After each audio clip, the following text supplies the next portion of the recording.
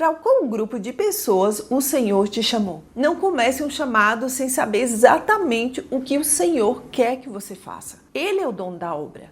A instrução é individual, o Senhor não nos coloca em uma forma e aplica a mesma regra para todos. Não siga cegamente a experiência dos outros, por mais renomados que eles sejam. Servir a Cristo é viver na contramão do mundo, mas o Espírito Santo falará através de nós. Isso é negar Cristo diante dos homens. Eu me recusar a cumprir o chamado que Ele me deu. Se tivermos que escolher entre Jesus e a nossa família, Jesus deve sempre prevalecer.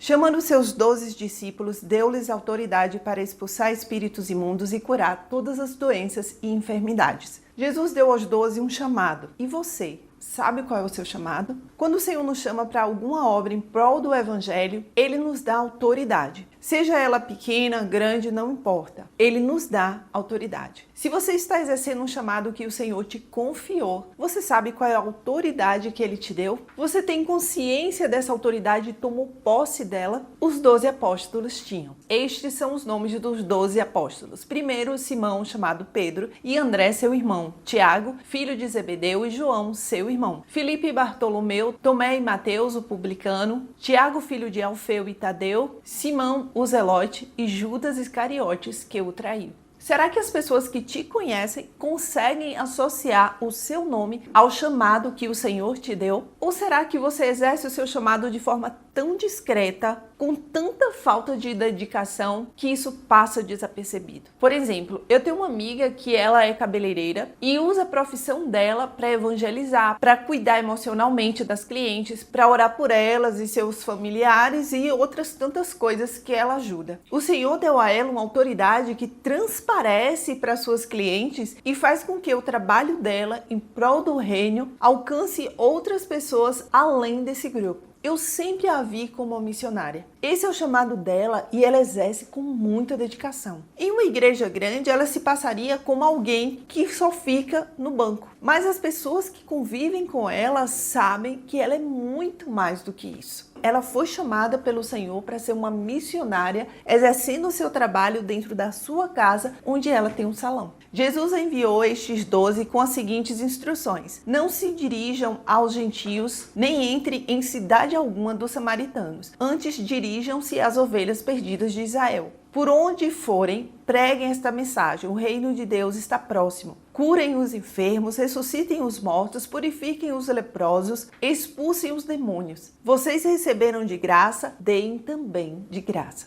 O chamado tem um público-alvo. Para minha amiga são as clientes. Para qual grupo de pessoas o Senhor te chamou? Outro ponto que eu vejo nesse texto é que quando alguém recebe um chamado, não é para sair fazendo as coisas de qualquer jeito. As coisas de Deus são organizadas, devem seguir a direção dele. Não comece um chamado sem saber exatamente o que o Senhor quer que você faça. Peça instrução a Ele. Ele é o dono da obra. Você pode e deve se preparar, tomar curso, pedir conselhos de pessoas experientes, de homens e mulheres de Deus. Mas, no final de tudo, se tiver algo que vá de encontro à instrução do Senhor, é a instrução do Senhor que deve prevalecer. Nós devemos segui-la à risca, mesmo que na lógica humana não faça sentido. Um outro ponto importante também é passar para os outros o que recebemos do Senhor. A palavra, os valores, o amor, as boas novas da salvação. De graça recebemos, de graça devemos dar. Não devemos cobrar por isso.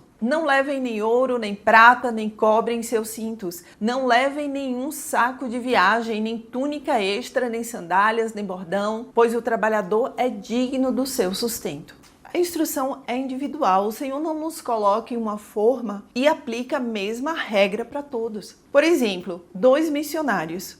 O Senhor orienta a depender 100% do apoio financeiro de outras pessoas usadas por ele. E outro para fazer trabalhos paralelos para ele próprio levantar recursos. Como foi o caso de Paulo, que fazia tendas. Ou dessa minha amiga, que é cabeleireira. É você e o Senhor. Por isso veja o que Ele quer que você faça. Não siga cegamente a experiência dos outros, por mais renomados que eles sejam.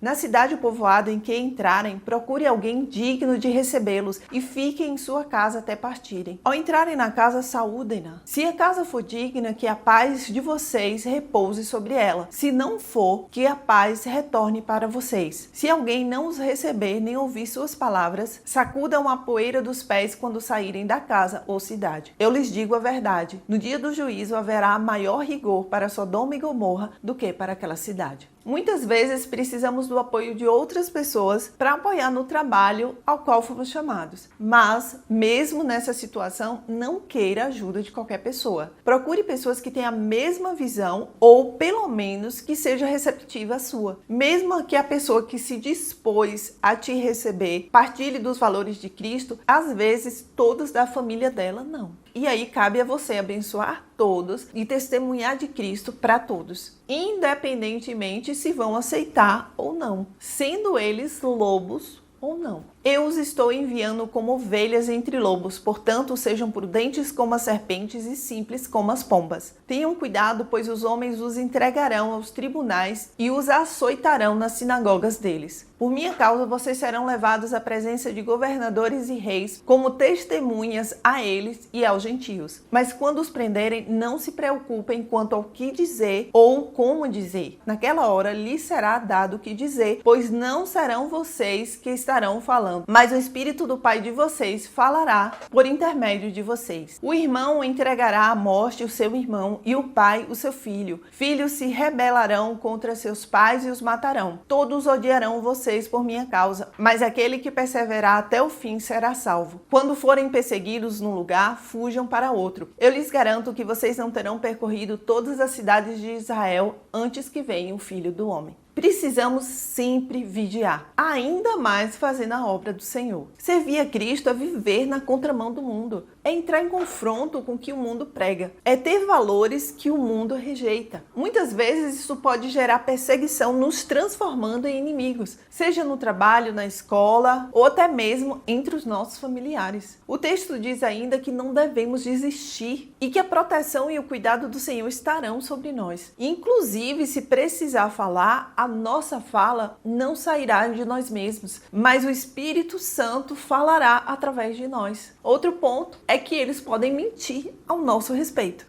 O discípulo não está acima do seu mestre, nem o servo acima do seu senhor. Basta ao discípulo ser como seu mestre e ao servo como seu senhor. Se o dono da casa foi chamado Beelzebu, quanto mais os membros da sua família. Portanto, não tenham medo deles. Não há nada escondido que não venha a ser revelado, nem oculto que não venha a se tornar conhecido. Uma das armas usadas é a difamação. Quantas mentiras não já promoveram escândalos a fim de destruir a reputação de discípulos de Cristo? Mas não fique gastando seu tempo tentando se defender. O texto é muito claro. A verdade virá à tona no tempo certo. O que eu lhes digo na escuridão, falem à luz do dia. O que é sussurrado nos seus ouvidos, proclamem dos telhados. O que o Senhor te revelar através da Bíblia, não guarde somente para você. O que o Senhor te revelar, seja específico para uma pessoa ou para um grupo de pessoas, se Ele te orientar a falar, não se cale, mesmo que muitos não aceitem. A sua missão não é ser ouvido, é falar. Comento sobre isso nesse vídeo.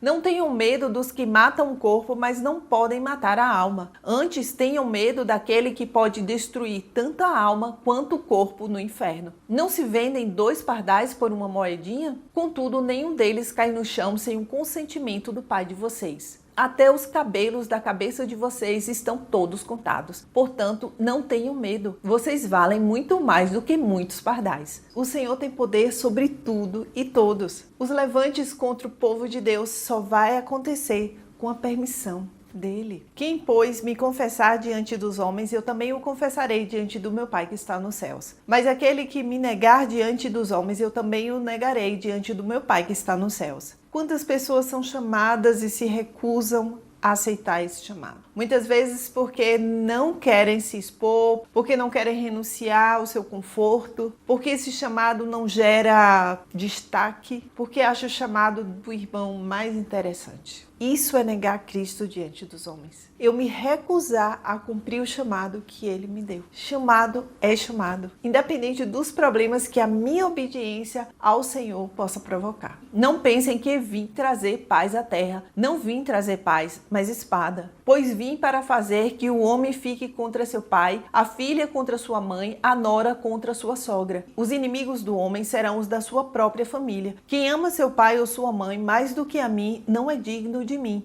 Quem ama seu filho ou sua filha mais do que a mim não é digno de mim. E quem não toma a sua cruz e não me segue não é digno de mim. Quem acha a sua vida a perderá, e quem perder a sua vida por minha causa a encontrará. Esse é o Evangelho de Cristo. Renúncia. Renúncia a tudo e a todos que queiram ou tentem te afastar dele ou impedir que você cumpra aquilo que ele te mandou fazer. O texto não se refere a desrespeitar pai e mãe ou familiares, até porque a própria palavra fala que devemos honrar pai e mãe e cuidar da nossa família. Porém, não podemos amar mais a nossa família do que a Jesus. Se tivermos que escolher entre Jesus e a nossa família, Jesus deve sempre prevalecer. Mas assim como tem os que são pedras de tropeço, tem os que, mesmo não servindo ao Senhor, estão dispostos a colaborar com os que servem. Quem recebe vocês, recebe a mim, e quem me recebe, recebe aquele que me enviou. Quem recebe um profeta, porque ele é profeta, receberá a recompensa de profeta. E quem recebe um justo, porque ele é justo, receberá a recompensa de justo. E se alguém der, mesmo que seja apenas um copo de água fria,